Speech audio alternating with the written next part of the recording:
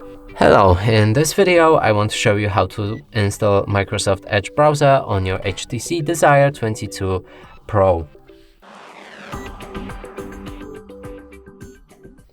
So to do this, first we'll need to open our Google Play Store. Right here, find Microsoft Edge app.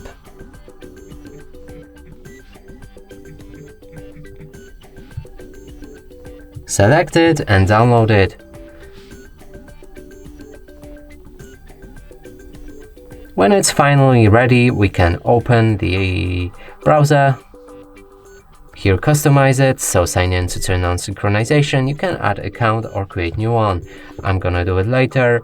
You can set up for data sharing preferences. I'm not gonna agree and proceed. Here you can set Microsoft Edge as a default browser, and when you do this, it's finally ready.